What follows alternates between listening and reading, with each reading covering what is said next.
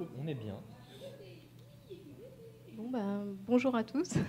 Merci à l'UDINAM de m'avoir proposé de faire cette conférence. Merci à vous d'être présents.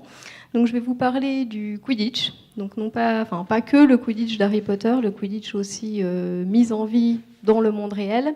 Et l'idée, c'est de comprendre comment on peut expérimenter l'imaginaire. Donc, comment on peut mettre en vie l'imaginaire, la fiction, et qu'est-ce que ça apporte, et pourquoi c'est intéressant aussi de comprendre ces pratiques-là aujourd'hui. Donc, moi, je suis sociologue, donc je vais vous parler d'un point de vue sociologique, ethnologique, et ma présentation va s'articuler autour de 4 grands temps. Donc, un premier temps, comprendre pourquoi ce thème de recherche, pourquoi ça m'intéresse, pourquoi ça intéresse les chercheurs en sciences sociales. Un deuxième temps sur Harry Potter et les mondes imaginaires, la fiction. Un troisième temps sur le Quidditch. Donc, qu'est-ce que le Quidditch magique, le Quidditch moldu.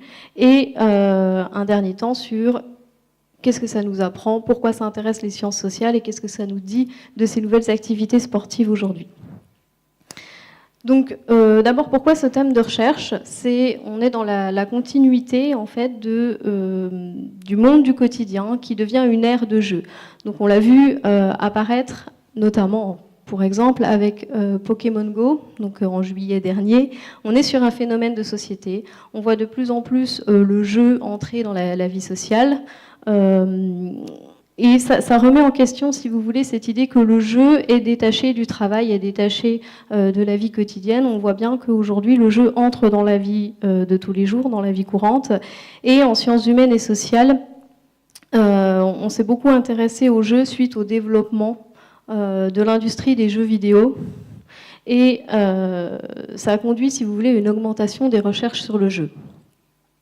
Donc l'idée, c'est de comprendre les processus de mise en vie de ces univers. Qu'est-ce qu'on met en vie dans le jeu ? Pourquoi on va s'intéresser à ces recherches-là ? C'est souvent, si vous voulez, le jeu a longtemps été considéré comme une activité en dehors des normes, une activité souvent stigmatisée. Le jeu, c'est pour les enfants. Donc ça, on l'entend de moins en moins. C'est aussi parce qu'on a de plus en plus de recherches sur le secteur des loisirs, que le loisir devient un sujet noble, entre guillemets, pour les sciences humaines. Ça n'a pas toujours été le cas. C'est encore difficile aujourd'hui, en sociologie notamment, de dire qu'on travaille sur les loisirs, de dire qu'on travaille sur le sport, sur le jeu. C'est moins bien perçu, on va dire, que de travailler sur les professions, sur la sociologie politique, etc. Donc, avec le Quidditch, donc je vais vous parler plus en détail après. L'idée, c'était vraiment de comprendre comment on va mettre en vie des mondes, comment on va adapter des mondes imaginaires, des mondes qui n'existent pas, comment on les met en scène dans la réalité et pourquoi on en vient à faire ça. Donc, comme je vous l'ai dit, une approche sociologique, donc avec une méthodologie scientifique, donc en l'occurrence ici des entretiens, donc une méthodologie d'entretien et des observations sur le terrain, donc avec les joueurs, à différentes éditions, donc Coupe de France, Coupe du Monde.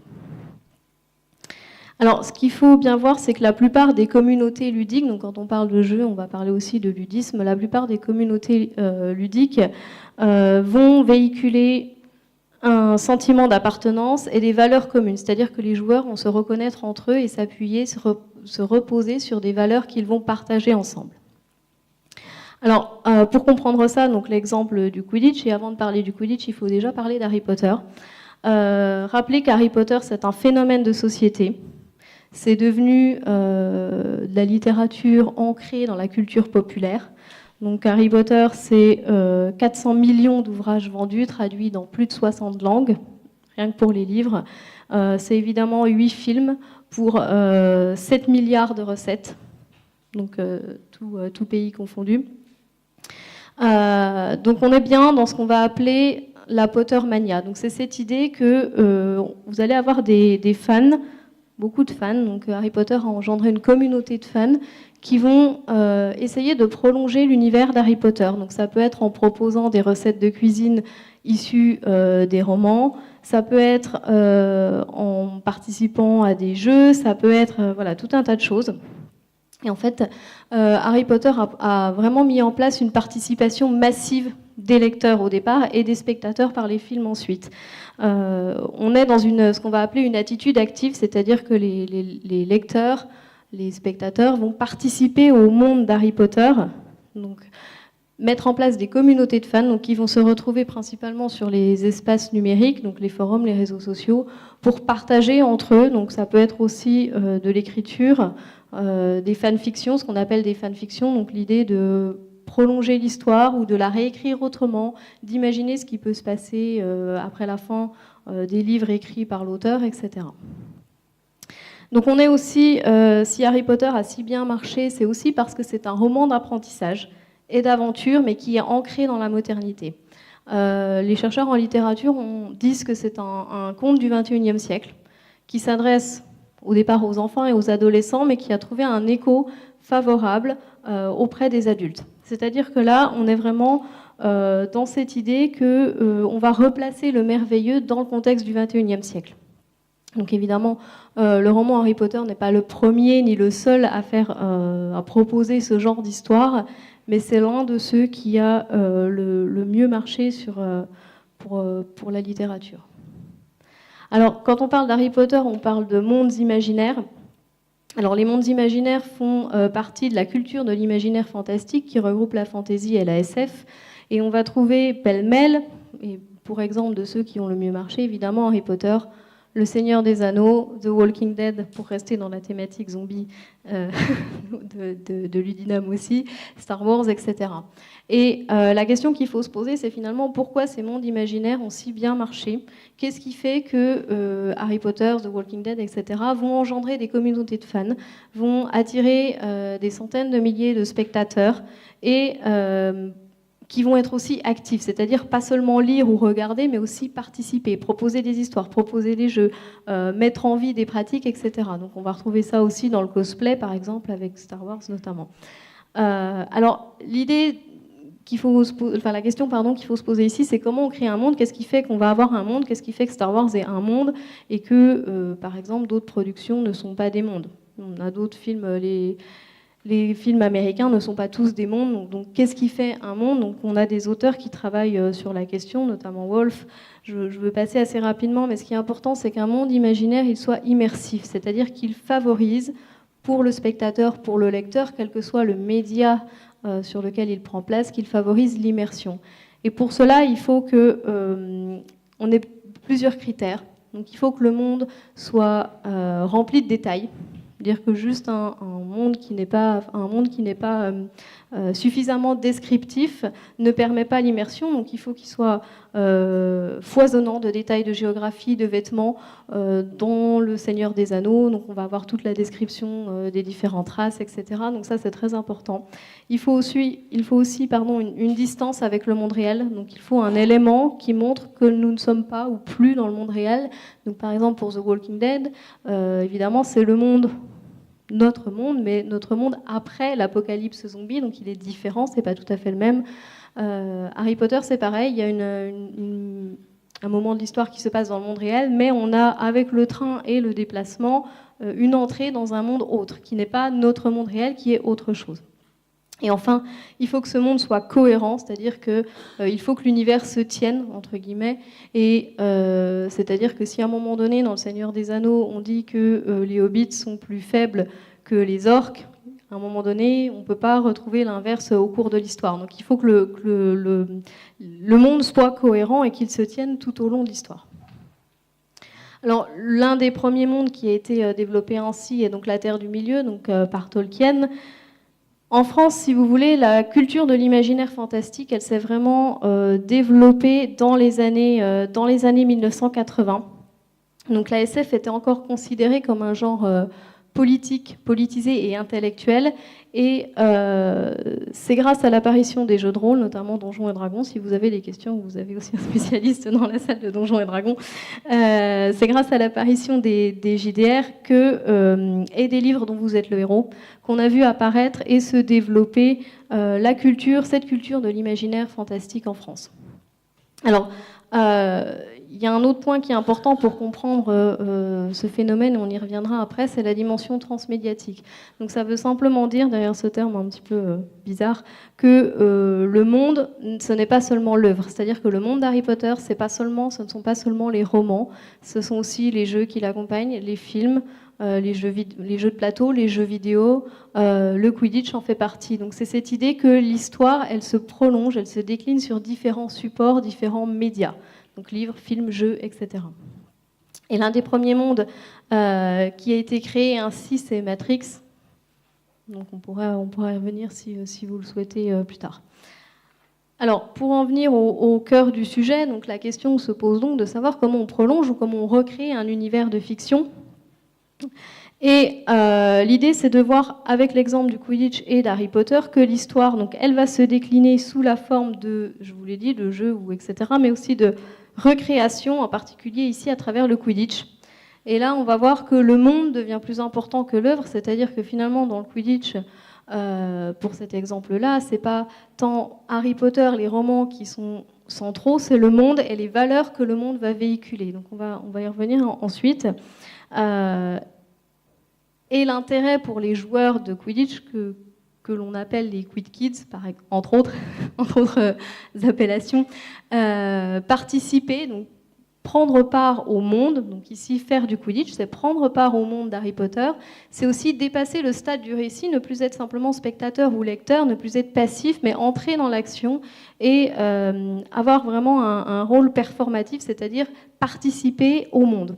Pas à l'œuvre, mais bien au monde, à l'univers qui est créé. Donc on a ici pour le Quidditch une nouvelle activité qui va apparaître, qui est à la fois un jeu et à la fois un sport, et qui s'ancre clairement dans ce qu'on va appeler la culture geek. Donc ça, c'est un chercheur qui s'appelle David Perron qui a travaillé dessus. Alors culture geek, c'est pas du tout péjoratif dans les termes utilisés en recherche. C'est vraiment cette idée que le Quidditch va s'adresser à des passionnés d'imaginaire fantastique et de mondes imaginaires tels que je viens de vous les présenter juste avant. Alors, qu'est-ce que le Quidditch? Donc, je pense que vous connaissez tous le Quidditch dans la fiction. Donc, il n'y a que 2 cognards, pour répondre à la question de Joanne et de Théo tout à l'heure. Il n'y a bien que 2 cognards dans la fiction. Donc, dans la fiction, c'est un ouvrage qui a été écrit donc, par J.K. Rowling, donc, qui a écrit Harry Potter. Ouvrage qui est tout seul, qui complète le monde d'Harry Potter, justement, mais qui ne fait pas partie de l'histoire, et qui raconte l'histoire du Quidditch. Donc une histoire imaginaire, une histoire fictionnelle, mais l'histoire du Quidditch comme on pourrait raconter l'histoire du football ou l'histoire du rugby, etc.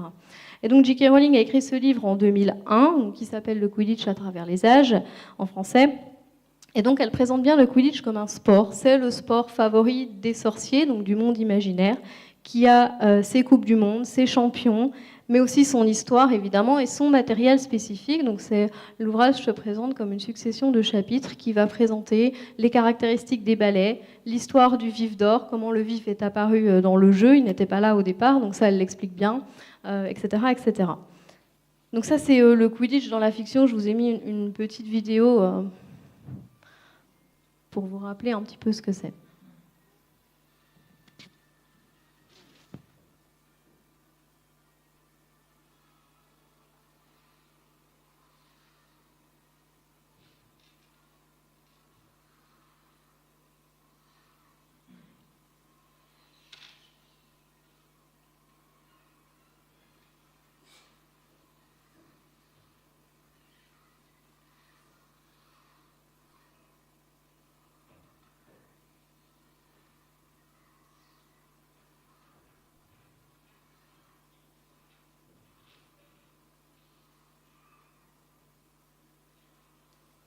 Donc voilà, je ne vais pas vous passer tout le match, mais donc on voit bien que c'est un sport collectif.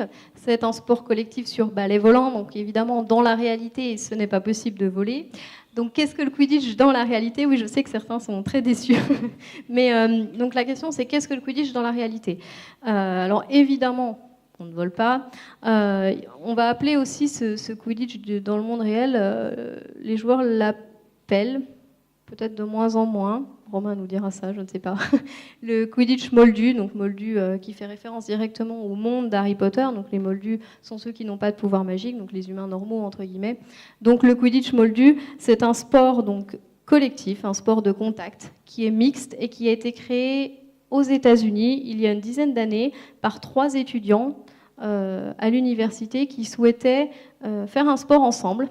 Donc il y avait 2 garçons et une fille, et ils souhaitaient jouer ensemble. Et les sports proposés par l'université n'étaient pas mixtes, et donc ils ne pouvaient pas jouer ensemble. Et ils se sont dit, mais pourquoi finalement est-ce qu'on ne pourrait pas jouer ensemble? On va créer un sport à nous pour jouer ensemble. Ils se sont dit, finalement, voilà, on va essayer de jouer au Quidditch. Donc c'est né comme ça. Donc aux États-Unis, il y a 10 ans, c'est maintenant un sport universitaire aux États-Unis.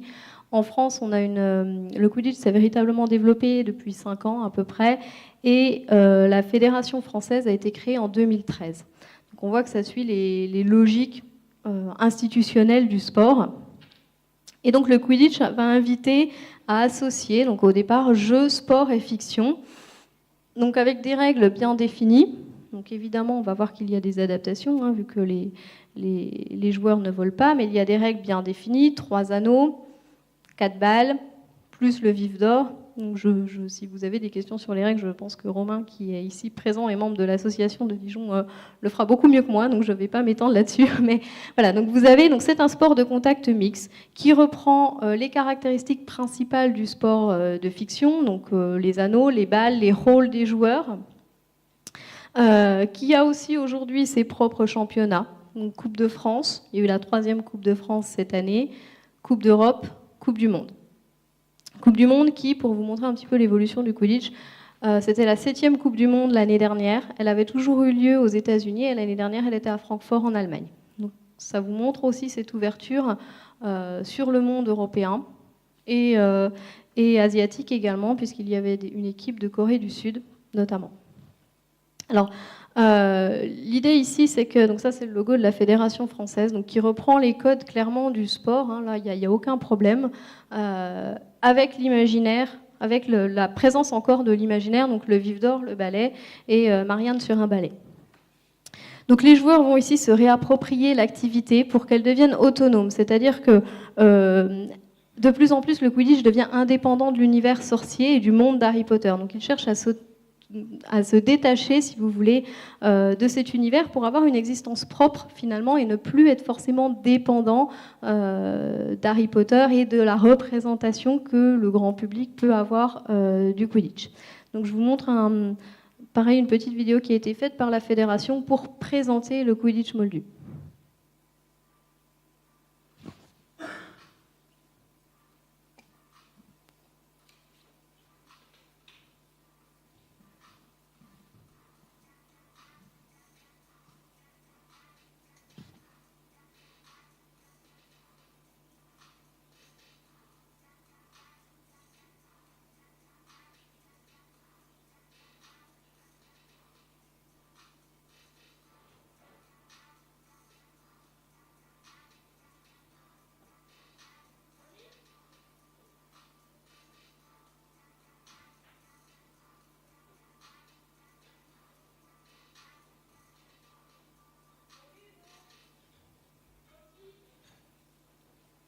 Donc vous retrouvez dans cette vidéo tous les codes du sport, mais aussi un certain nombre de codes du Quidditch issus donc de l'imaginaire, notamment avec les balais, les cerceaux, donc qui sont des choses, et le vif d'or, qui sont des choses impondérables, qui forment aussi l'identité du Quidditch, parce que si on enlève ça, ce n'est plus du Quidditch évidemment.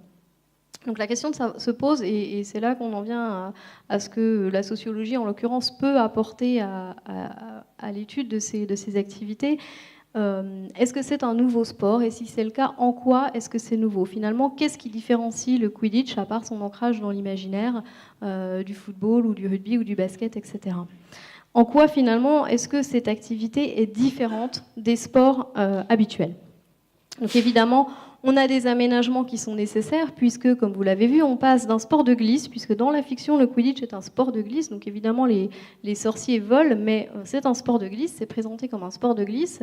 Donc on passe de ce type de sport à un sport terrestre que les joueurs appellent le ground Quidditch. Donc il y a beaucoup de termes empruntés à l'anglais, puisque Romain pourra vous le dire aussi, mais la plupart des championnats sont arbitrés en anglais, donc il y a beaucoup d'emprunts à l'anglais qui restent dans la langue française, même lorsqu'il ne s'agit pas de championnat. Donc, on a des aménagements, donc évidemment, on passe à un sport terrestre. Le vif d'or n'est pas autonome, on n'a toujours pas de drone vif d'or. Donc, le vif d'or, c'est une personne physique, neutre, c'est un joueur neutre qui possède donc une balle de tennis accrochée à l'arrière de son short et qui doit être attrapé par les deux attrapeurs de chaque équipe. Alors, cette pratique, elle est d'abord spécifique parce que, je vous l'ai dit un petit peu tout à l'heure, c'est une pratique qui est mixte. C'est un sport de contact mixte et il n'y en a pas d'autres, c'est-à-dire que cela n'existe pas d'autres sports de contact mixte, donc qui mêlent garçons, filles et autres genres, donc on y reviendra tout à l'heure. Alors, pour vous présenter un petit peu le profil de joueur, donc là, cette photo, c'est une série de ballets de l'équipe de Dijon. C'est pour vous montrer un petit peu aussi l'évolution qu'il y a pu y avoir des balais, c'est-à-dire qu'au départ, il y a 10 ans, c'était des vrais balais, avec encore les poils du balai au bout, et petit à petit, on voit que la pratique s'uniformise et se régule, et donc les balais sont beaucoup plus petits parce que c'est moins dangereux et que c'est plus facile. On fait de plus en plus disparaître la référence directe au balai en tant qu'objet magique. Alors, le profil des joueurs donc en France, donc il y a 327 licenciés à la Fédération du Quidditch français, 56% d'hommes, 42% de femmes, 2% de non-binaires. Ça, je vais vous l'expliquer juste après. Et l'âge moyen est de 23 ans. Donc on voit déjà que c'est une pratique qui s'adresse essentiellement aux jeunes. Donc on a un âge moyen qui est relativement peu élevé. Donc d'abord beaucoup de jeunes. Dans les associations, ça se ressent aussi. Donc beaucoup de lycéens, beaucoup d'étudiants qui vont aussi bouger d'une association à une autre en fonction de leur déplacement pour leurs études. Et donc les équipes sont composées de 21 joueurs. Enfin, elles peuvent aller jusqu'à 21 joueurs, c'est minimum 7. Et ce qui est particulier aussi, c'est la règle des 4 maximum. Donc ça fait suite à cette règle de la mixité. Et cette règle-là, en fait, elle explique que pour une équipe, sur le terrain, 4 personnes s'identifiant au même genre maximum peuvent être présentes sur le terrain. C'est-à-dire que vous ne pouvez pas avoir, pour une équipe de 7 joueurs, en même temps sur le terrain, plus de 4 filles, de 4 garçons, de 4 agenres, transgenres, etc. Donc ça montre surtout ça que les Quid Kids mettent l'accent sur la distinction entre sexe et genre et encouragent la participation des joueurs qui se définissent comme agenres ou transgenres. Et donc là, on est clairement dans une innovation par rapport aux autres pratiques sportives, puisque ça, on le retrouve encore une fois nulle part dans les autres sports. Et ça va aussi mettre l'accent sur la tolérance au sein des équipes et entre équipes. Et il y a... ça se voit de plus en plus, c'est-à-dire qu'on voit de plus en plus des gens qui vont s'identifier comme étant non-binaires, c'est-à-dire qu'ils ne se reconnaissent ni dans le genre féminin, ni dans le genre masculin. Alors, que nous apprend finalement le Quidditch Moldu, puisque l'idée c'est vraiment d'essayer de comprendre cette nouvelle pratique, mais aussi les valeurs qui la sous-tendent. Donc on n'est pas dans un simple sport de geek, et on voit que l'accent est mis sur l'imaginaire. Donc sur les cultures de l'imaginaire, sur le fun, le côté fun. Alors on n'a pas de terme en français pour remplacer fun, donc ce sera fun, je suis désolée. C'est vraiment le côté fun, c'est-à-dire que ça doit être amusant. Donc il y avait au départ cette distinction sport-jeu, le Quidditch c'est pas un sport, c'est plus un jeu. Il me semble que cette distinction, elle se voit de moins en moins. Par contre, le côté fun est toujours très présent. C'est-à-dire que c'est un sport, clairement, c'est identifié comme tel, visuellement, institutionnellement, mais c'est un sport qui doit rester fun. C'est-à-dire qu'il y a des câlins collectifs, c'est très important pour les joueurs de se faire beaucoup de câlins, quitte à faire des faux départs pour se faire des câlins. Donc il y a vraiment ce côté un petit peu décalé, entre guillemets, et ce côté fun, se faire plaisir. Et donc ça, c'est aussi des valeurs qui sont issues de l'univers de fiction, de l'univers d'Harry Potter. Donc on est ici dans l'idée d'un sport non traditionnel, un sport qu'on peut qualifier d'alternatif. Donc on a beaucoup de chercheurs américains qui travaillent sur les sports alternatifs dans lesquels on va trouver par exemple le parcours, donc ce sport urbain dans lequel il n'y a pas de compétition. Donc on est aussi, par exemple, là sur un sport alternatif. Il n'y a pas de compétition dans le parcours. Le Quidditch fait partie, à mon sens, de ces sports alternatifs où on voit une forte prise en compte de la dimension ludique. Même si les joueurs ne parlent plus forcément de jeu, il y a vraiment cette dimension ludique qui est très très forte. Et on voit aussi, donc je vous l'ai dit, la moyenne d'âge est de 23 ans. On a toute cette génération des millennials. Donc on appelle comme ça la génération des millennials. Donc ce sont les enfants nés entre 1982 et le début des années 90, qui a grandi avec Harry Potter, qui a lu ou qui a vu Harry Potter et qui se tourne presque naturellement, on peut dire ça comme ça, mais vers le Quidditch. Et on va voir dans le Quidditch les valeurs issues des ouvrages ou des films, comme par exemple l'acceptation des différences, donc avec la règle des genres, le rejet de l'autoritarisme. Il y a une manière de gérer souvent les équipes où c'est pas forcément clairement identifié un entraîneur, un président, etc.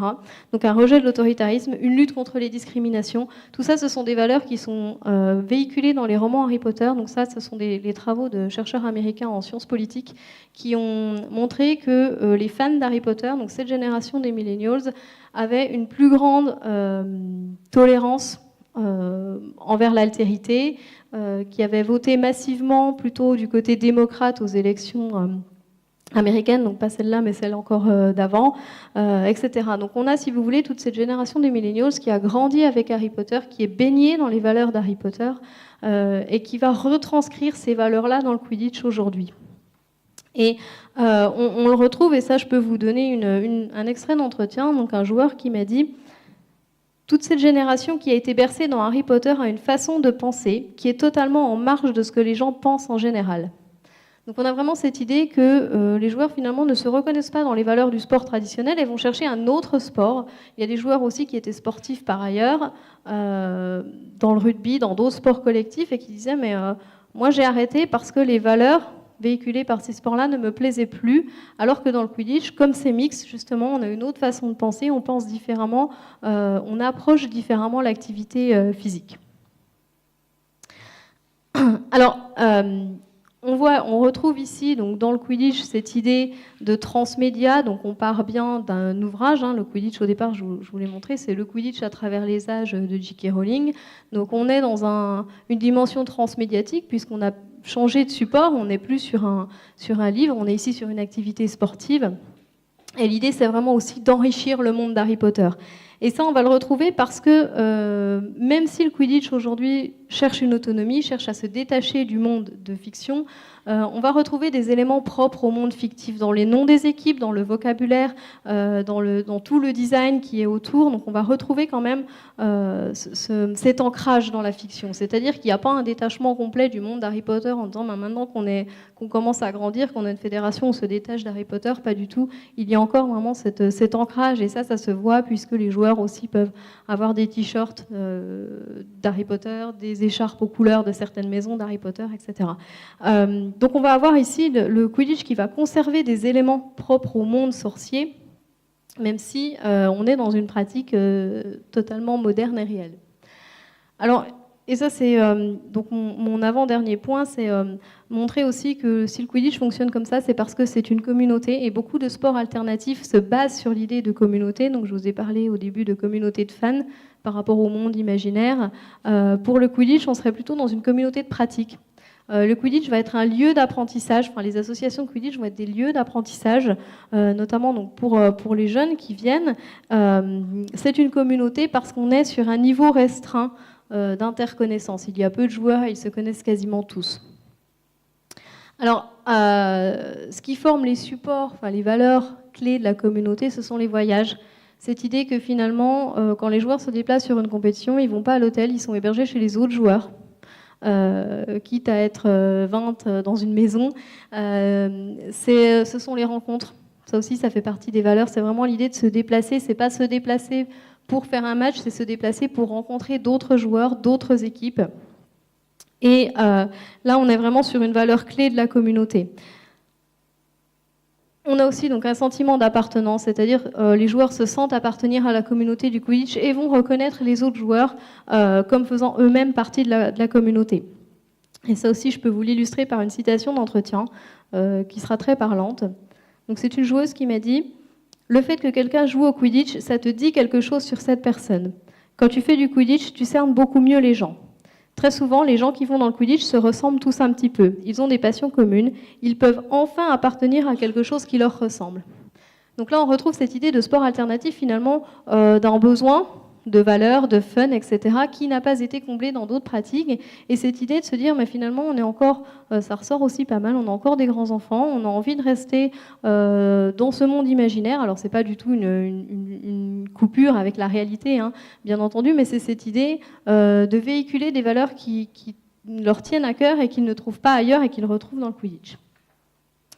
Alors, on a donc un imaginaire qui va produire de la sociabilité, c'est-à-dire que sans le monde d'Harry Potter, il n'y aurait pas de Quidditch. Donc l'imaginaire va ici produire de la sociabilité. On est sur une petite communauté, même au niveau international. On reste sur une petite communauté qui repose sur les sous-cultures de l'imaginaire et de la jeunesse, qui met aussi en avant une certaine critique sociale latente. Alors c'est pas clairement exprimé dans les discours, mais on voit quand même, je vous l'ai dit, à travers les valeurs qui sont véhiculées, une certaine critique de la société actuelle et cette idée d'aller rechercher des valeurs dans la fiction pour les retransposer dans le monde réel. Alors, peut-être juste un dernier point, un petit bémol, effectivement. Même si c'est une communauté, il y a des tensions, ou peut-être parce que c'est une communauté, il y a des tensions, je ne sais pas. Des tensions entre, finalement, des joueurs qui viennent au Quidditch parce qu'ils sont fans d'Harry Potter, qui n'étaient pas forcément sportifs et qui se tournent vers le Quidditch parce que pour eux, c'est donc la mise en vie, la continuité d'Harry Potter. Et il y a ceux, peut-être de plus en plus, puisque le Quidditch se fait de plus en plus connaître, qui viennent pour la pratique sportive.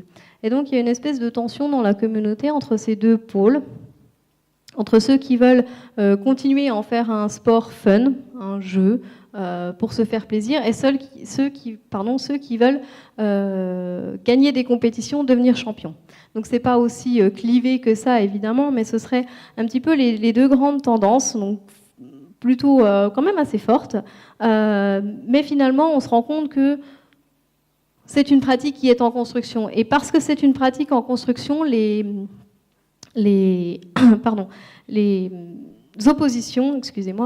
oppositions, finalement restent cachées, elles sont vite réglées. Voilà, c'est ça que je veux dire, c'est que finalement, même si on a deux tendances, la communauté ne peut pas éclater et dire on fait deux Quidditch. Ça, on l'a vu dans d'autres pratiques sportives alternatives.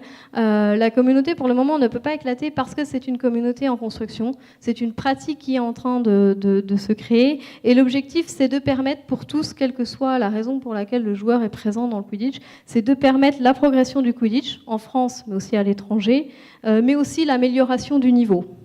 Même si les joueurs viennent au départ parce qu'ils sont fans d'Harry Potter, ils finissent par rester pour la pratique du Quidditch. Ils ne restent pas pour Harry Potter, ils restent pour la communauté formée par le Quidditch. Et donc, si vous voulez, même si le Quidditch est en train de se structurer, de se normaliser, donc ça suit le déroulement, on va dire, logique des nouvelles pratiques sportives avec une fédération, des clubs, des ligues, des règlements donc qui changent sans arrêt. On en est à la 10e version des règles, 11e, j'ai perdu le compte. 10e version des règles depuis 10 ans. Donc ça fait quasiment une version par an. Donc on est dans cette idée-là. C'est vraiment, même s'il y a des tensions, même si tous les joueurs n'ont pas les mêmes objectifs, on est sur une communauté qui tient encore parce que justement il faut construire le Quidditch.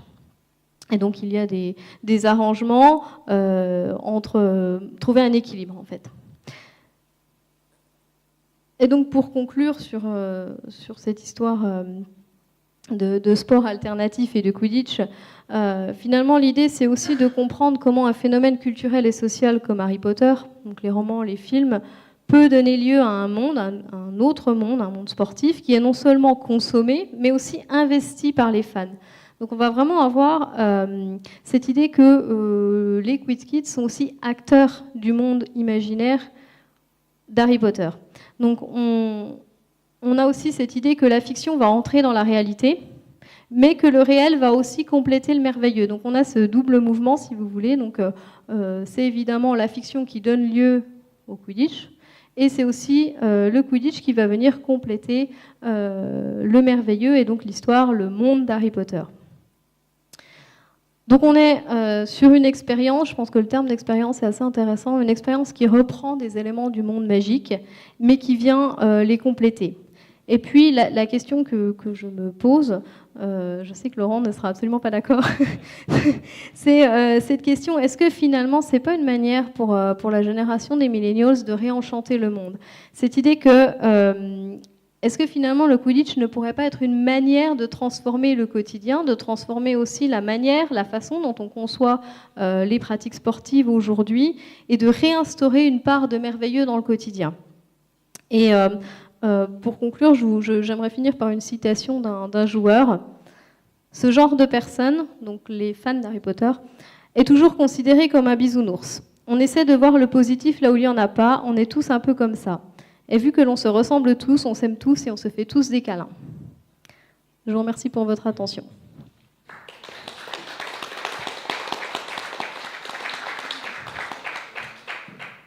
Et je voudrais laisser la parole quelques minutes à Romain, si tu veux bien, pour avoir ton point de vue, puis s'il y a des questions sur la fédération ou l'association. Donc bonjour, moi c'est Romain, je suis le trésorier de l'équipe de Dijon, donc qui est à l'Udinam pour faire les initiations. Alors déjà j'ai trouvé ça assez intéressant, le point de vue qui a été développé, parce que c'est pas un point de vue qu'on voit souvent. En règle générale, quand on se déplace sur des animations, la première question qu'on a, c'est qui Harry Potter parmi vous? Ou des choses un peu comme ça. Donc, c'est vraiment été une autre vision qu'on a vue. Et donc, moi, quand j'ai rencontré Audrey, donc il y a 8 mois, à peu près, 8 mois, quand on est monté à la Coupe de France, on a un petit peu discuté. Et du coup, elle nous a fait nous rendre compte que on n'était peut-être pas si bizarre, à dire, que ça. C'est vrai qu'une fois qu'on passe le cap de monter sur un balai, bon, d'accord, c'est bizarre, on est d'accord, on fait tous des choses bizarres dans la vie, et c'est cool, en gros. Donc du coup, une fois qu'on a passé ce cap-là, on est juste des gens qui veulent s'amuser, mais en structurant les choses, parce qu'on sait très bien aujourd'hui que si on ne structure pas, ça avance pas. Donc du coup, c'est pour ça que la Fédé a été montée, donc en 2013, et elle se réinvente, je dirais, un petit peu chaque année, parce que forcément, on se rend compte des problèmes qu'on n'avait pas eu avant. Je crois que la première Coupe de France a été faite à 8 équipes. L'année dernière, on était 14. La prochaine, il penche sur 20 équipes. Donc, c'est tout de suite des choses qui évoluent et d'autres problèmes à répondre à chaque fois. Par exemple, on va, je pense, finir dans quelques années à avoir un problème justement avec les transgenres où ça va devenir facile, entre guillemets, pour justement la règle des 4 maximum, de se déclarer transgenre, agenre ou autre, alors qu'on ne l'est pas forcément. Voilà.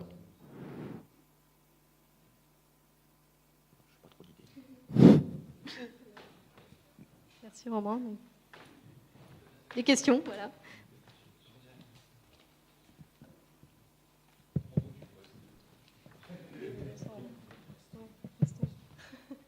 Merci beaucoup pour la présentation et pour le complément. Moi, je me pose quand même une petite question par rapport au ballet. Donc, on a vu qu'il avait diminué pour des causes de dangerosité, mais dès le départ, finalement, comme c'est du Quidditch moldu et que ça se destine aux humains et que c'est aussi du ground Quidditch, et que le ballet, normalement, c'est quand même l'objet pour voler. Pourquoi il n'a pas été éliminé, ce ballet? Parce qu'il sert normalement à voler, il symbolise le vol, mais chez les gens qui pratiquent pas la magie, ils vont pas voler, ils vont rester sur Terre. Donc pourquoi est-ce que c'est resté? Et est-ce que des discussions ont lieu sur justement le fait de supprimer ce balai? Alors je ne sais pas s'il y a des discussions en cours ou pas. Par contre, pour avoir joué un petit peu, courir avec un balai entre les jambes en essayant de rattraper une balle, c'est pas facile. Donc du coup, ça va donner une autre dimension au jeu. C'est-à-dire que déjà, le balai va permettre de déterminer si oui ou non on est en jeu. Parce qu'à chaque fois qu'on se fait toucher donc, par un cognard, en fait, on descend de son balai pour retourner à ses anneaux. Donc déjà, ça montre si tu es en jeu ou pas. Et en plus de ça, ça rajoute vraiment une gêne. Parce que si tu mets, par exemple, si tu vas pour mettre un but, mais que tu fais tomber ton balai, ben, le but va être invalidé. Toutes les actions en fait, que tu vas faire sans ton valet sont invalidées et peuvent amener sanction si c'est réitéré ou autre. Donc je pense que c'est vraiment quelque chose qui donne sa nature même au sport. Entre guillemets, il y a des sports de raquettes, bah, je pourrais prendre un autre type de raquette, manque de bol, c'est celui-là qui a été donné, donc on fait avec celui-là et c'est ce qui donne son identité.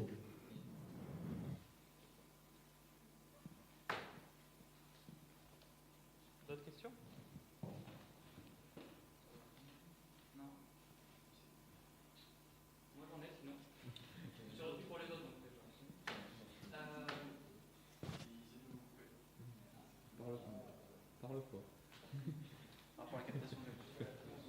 Juste vis-à-vis de peut-être de la définition du sport, en fait, pourquoi vouloir que le Quidditch soit un sport? Est-ce qu'on ne peut pas mettre des règles, enfin structurer le Quidditch par exemple, parce que je comprends la volonté de le structurer, je comprends la volonté de compétitivité. Pourquoi vouloir que ce soit un sport particulièrement? Qu'est-ce que vous entendez par sport? Parce que du coup, il y a énormément de points qui sont très différents des sports classiques, notamment sur la question des genres, etc., avec des volontés presque de politiser le jeu vis-à-vis des autres sports, etc. Il y a des valeurs très intéressantes, mais il y a tellement de choses novatrices au-delà du simple gameplay par rapport à d'autres sports. Pourquoi ça ne serait pas autre chose qu'un sport, comme je ne sais pas, d'autres types de compétitions, de jeux de société ou quoi que ce soit, ou même les questions qu'on peut avoir autour de l'e-sport, est-ce que c'est un sport ou pas? Pourquoi cette volonté de l'appeler sport? Et c'est peut-être une grosse question. C'est peut-être un peu théorique. Oui, quand même un petit peu.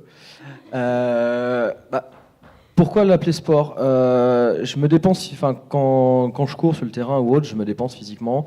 Clairement, quand on en discute avec les gens, ils viennent souvent nous dire que c'est un mélange de plusieurs sports au niveau technique. Donc, par exemple, on fait des plaquages, donc on retrouve des plaquages dans des sports type rugby, etc., même si on les fait qu'à une main. On utilise des choses qu'on retrouve sportivement, on se dépense sportivement, on a un esprit d'équipe, on a un esprit sportif. Donc au final, en fait, la seule chose qui nous différencie des autres, c'est qu'on est totalement inclusif. Je trouve ça, entre guillemets, dommage de se dire t'es pas totalement comme la norme, donc du coup, on va appeler ça autrement. Moi, c'est un petit peu mon point de vue personnel là-dessus. Je sais pas si tu... Je pense qu'effectivement, théoriquement, c'est une question très très difficile parce que ça dépend comment on définit sport et comment on définit jeu. Est-ce que les échecs sont un sport, par exemple. Mais je crois qu'il y avait une définition, notamment vis-à-vis du fait qu'un sport devait comprendre une activité physique, être fédéré, il fallait forcément qu'il y ait une structuration, etc. Mais voilà, et du coup, ça tend à aller vers le sport, vu qu'il y a la côté fédération, il y a l'activité physique, etc. Mais est-ce que c'est une fin en soi d'aller vers cette définition du sport? Enfin, je sais pas, c'est très large. Je pense qu'en fait qu'il y a, Romain, tu compléteras si tu le souhaites, je pense qu'il y a plusieurs raisons. La première raison, je pense que tout simplement, peut-être que les joueurs, en tout cas américains, au départ, ne se sont pas posé la question. C'est-à-dire que le Quidditch, dans la version fictionnelle, est un sport, donc c'est un sport dans la version moldue. Et puis c'était plus facile aussi de faire un sport universitaire aux États-Unis. Il n'y a pas de jeu universitaire, voilà. Donc je pense qu'il y a cette histoire-là aussi. Et puis il y a le fait que même en France, c'est plus facile de faire reconnaître un sport que de faire reconnaître un jeu. Donc c'est plus facile d'avoir des subventions aussi quand on dit qu'on fait du sport que quand on dit qu'on fait du jeu. Donc je pense qu'il y a des logiques aussi pratiques là-dedans et que voilà. Mais encore une fois, ça dépend comment on définit sport et comment on définit jeu. Et c'est pour ça qu'il y a des tensions aussi dans la communauté, parce qu'il y a ceux qui tendraient plus vers le jeu. Si on prend l'opposition jeu et sport, pas sûr que ce soit très pertinent, mais peut-être, qui tendraient plus vers le jeu, vers le côté ludique, et d'autres qui tendraient plus vers le côté compétition. Mais je pense que va aussi se poser le problème, comme ça se pose dans d'autres fédérations de sport alternatifs, de la professionnalisation. Quand il va commencer à y avoir des très bons joueurs, qu'est-ce qui va se passer dans la communauté? Et c'est plus facile de devenir professionnel du sport que professionnel du jeu, je pense. Puis il y a aussi le côté prise au sérieux.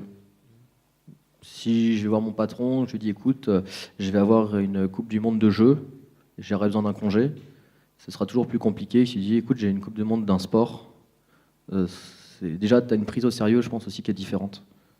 Et aujourd'hui, dans le Quidditch, alors oui, on s'amuse beaucoup. Il y a beaucoup de blagues qui sont faites sur le Quidditch et les Quid Kids. Mais je pense qu'on est une communauté qui a envie d'être prise au sérieux parce que on a rarement été pris au sérieux en fait quand tu commences à dire que tu aimes Harry Potter ou tout ce qui va être, on va dire, à peu près alternatif. t'as pas vraiment de prise au sérieux. Les gens estiment juste que tu es différent ou que tu n'es pas totalement normal, mais c'est pas grave, c'est une passade. Alors que te dire finalement que on reconnaît ce que tu fais, donc ce que tu as aidé à bâtir, parce qu'on est dans les prémices du sport, enfin prémices, 10 ans quoi. Donc ce que toi tu as aidé à bâtir, c'est reconnu par des instances. En tant que ce que tu voulais que ce soit reconnu, je pense que déjà c'est un certain accomplissement. C'est pas le but, mais c'est un passage qui est sympathique, je pense. Je me rattraperai ça du coup. Mais du coup, est-ce que c'est pas dommage pour quelque chose d'aussi novateur, notamment sur la question des genres et de l'inclusivité, de céder face à la pression de justement pour être reconnu, il faut que ce soit un sport. Justement, parce que là, on est dans un festival de jeux. Et moi, je considère le jeu potentiellement très au sérieux.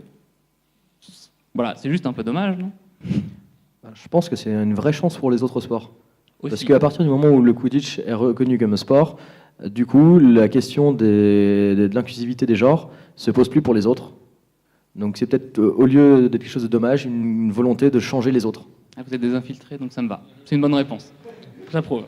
Moi, je compléterai en disant que c'est aussi intéressant de voir comment on peut justement brouiller les frontières entre jeu et sport, comme le Quidditch brouille les frontières entre sport et culture. Parce que qu'est-ce que c'est au départ? Est-ce qu'on est dans de la culture parce que ce sont des romans, ou est-ce qu'on est dans du sport parce qu'il y a une activité physique? Et c'est peut-être là aussi que c'est intéressant, effectivement, de montrer que oui, d'accord, le sport, c'est dommage pour le jeu que le Quidditch peut-être soit un sport et pas un jeu, mais en même temps, ça permet aussi de faire, je pense que je rejoins Romain, de faire bouger les frontières entre sport et culture, entre sport et jeu. Et du coup, entre jeu et culture aussi. À mon avis, c'est un triptyque. Et il n'y a pas l'un sans l'autre, puisqu'il y a toujours des joueurs dans le Quidditch qui disent « mais on est là pour le fun, on est là pour s'amuser ». Plein de questions, du coup. Du coup, en fait, ça serait dans le prolongement de la question sur la définition du sport, parce que c'est la première fois que j'entends parler de sport alternatif, et du coup, à travers le Quidditch et puis un deuxième, le parcours, j'en avais pas entendu parler non plus. Du coup, si le sport est difficile à définir, est-ce que vous pourriez le définir, le sport alternatif, puisque vous l'avez employé, et qu'est-ce qu'il représente en termes de... Enfin, par rapport, on va dire, au sport classique, aux fédérations, est-ce qu'il est en expansion? Est-ce qu'il y en a beaucoup? Est-ce qu'il y en a, vous en avez parlé de deux? Est-ce qu'il y en a d'autres? Et du coup, comment est-ce qu'on peut le définir, le sport alternatif? Je vous remercie pour votre question. C'est très intéressant. Alors, c'est un champ de recherche qui est en cours, qui est initié par les chercheurs aux États-Unis, effectivement, qui vient un petit peu en France. Donc, c'est sport alternatif, c'est le terme qu'on retient, mais il y a aussi sport communautaire, sport lifestyle, donc style de vie. C'est pas forcément très clair et tous les chercheurs sont pas forcément d'accord. Mais ce qui fait sens, en tout cas pour tous ces types de sports, c'est que il y a une réelle volonté de se détacher du sport mainstream, donc du sport traditionnel. C'est de dire nous, on ne veut plus, donc les gens, donc le Quidditch, le parcours. Il y en a plein d'autres. Je suis désolée, mais j'ai un trou horrible. C'est les deux seuls qui me viennent en tête. Si ça me revient, je vous dirai. Le troll ball, merci, tout à fait. Cette idée de se détacher du sport, des valeurs du sport moderne, donc des valeurs de l'argent, des valeurs du sport spectacle. Je crois aussi que le sport alternatif aujourd'hui, c'est un sport qui met l'action au centre et pas le spectacle au centre.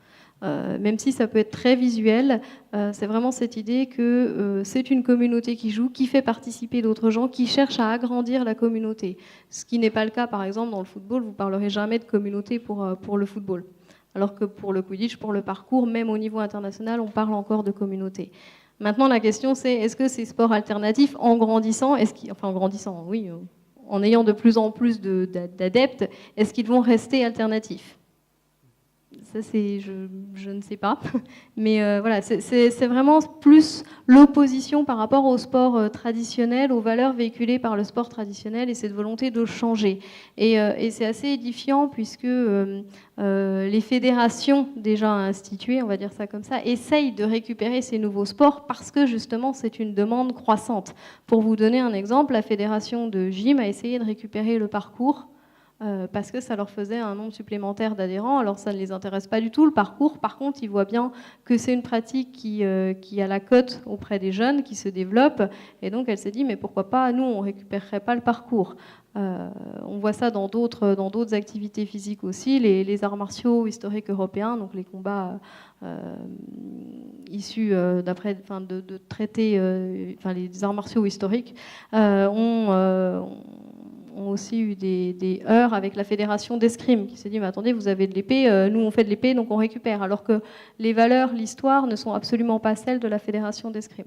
Donc ce sont des pratiques qui sont en expansion mais qui s'opposent finalement aux institutions sportives déjà présentes. D'autres questions? Non? Bon, dans ce cas-là, je vous propose qu'on s'arrête là. Merci beaucoup. Une dernière. Ah, une dernière. Question de recherche pour la sociologue, de méthodologie pour la sociologue. Quand tu dis qu'il y a des gens qui opposent au sein de la communauté des joueurs le fun à la compétition, comment est-ce que tu l'observes? Alors, est-ce que c'est à travers des discours, donc c'est les gens qui le disent, mais est-ce que tu l'observes aussi par tes observations de terrain, ou tu le ressens sur le terrain? Est-ce qu'il y a des actions dans ce sens-là? Voilà, et comment est-ce que tu relèves ça? Alors, je l'ai dans les entretiens. Clairement, les joueurs... Alors, il y a une opposition entre les petites équipes et les grandes équipes. Donc, les grandes équipes, 3 françaises, 2 parisiennes, en France, pardon, 2 parisiennes, 1 lyonnaise. Donc les grandes équipes, qui sont des grandes équipes parce qu'elles sont très sportives, qu'elles gagnent, qu'elles sont qualifiées pour les championnats d'Europe, etc. Donc ça, c'est dans les discours. Donc les petites équipes vont me dire un tel joueur, un tel joueur, un tel joueur. Donc ça, je le retrouve dans les entretiens. Et je le retrouve aussi sur le terrain parce que physiquement, on voit clairement une différence entre les joueurs qui sont entraînés pour la compétition, dans le recrutement qu'ils font aussi, dans les joueurs qu'ils alignent sur le terrain. Ils vont aligner ceux qui vont leur permettre de gagner parce que physiquement ils ont les compétences ou parce qu'ils ont l'habitude des sports collectifs. Bon, ça peut être pour plein de raisons différentes.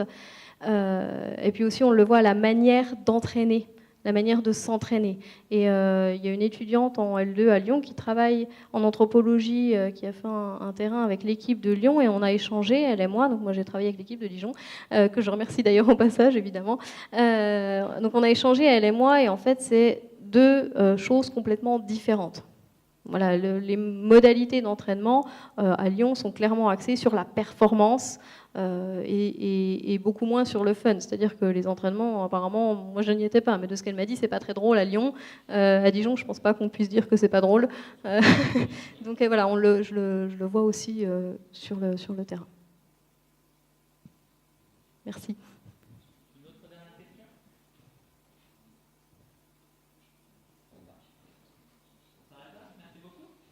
Merci. Merci également.